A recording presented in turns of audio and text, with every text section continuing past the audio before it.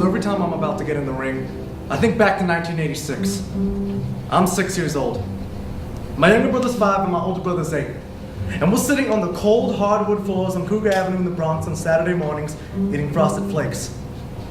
That are really just generic flakes of corn with generic spoons with sugar sprinkled on top, with a little drop of milk to give the impression that shit's gonna get soggy, when even then, we all knew there ain't no Tony the Tiger growling out of all Puerto Rican asses in the front of that box. But still, we ate it. And we drank a quart of water right along with it. No soda in our house.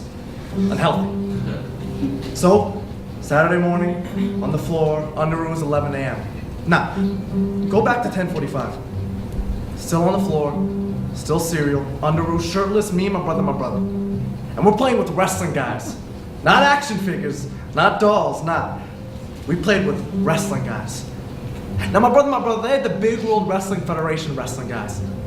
The ones with the big molded rubber that was almost like a foot tall.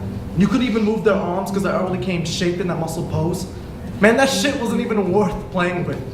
I think my brother only got them because they look exactly like the guys. I mean, the British Bulldog, Kamala, whatever. Yeah, they got the characters right, but you couldn't wrestle with them. So my brother had the big doofy WWF guys, and they're not even playing with them because you can't play with them. Because they're not built to be played with, really. They're built to be put up on a shelf. They're not toys, but it's worse than not being toys. They're nothing. They're not productive. And they give you the wrong idea about what wrestling is. They make you think that wrestling is about the big, and the static, and the pre-pose, and the color. That wrestling is about what the toy makers dictated and what they thought would be most interesting to kids, but nah. I was a kid. And what was most interesting to me as a kid was being able to do some, playing with my damn toys. You see what I had? I had the AWA. American Wrestling Association wrestling guys. See, because they were smaller. Their arms moved and their legs moved and their heads even turned a little. And you could almost do real moves and have real matches with them. See, but the thing was, nobody in New York knew nothing about the AWA. The WWF came on TV at 11 o'clock. They had WrestleMania and Cyndi Lauper and the MTV hookup, the Rockin' Wrestling Connection or whatever. You see, all that made it look like their toys would be fun. Those toys weren't shit. I hate those toys. But the AWA guys, I could tell stories with those guys. I had whole drawn-out epic storylines on who hated who and who won what belt, and I acted it out with 6 little wrestling guys.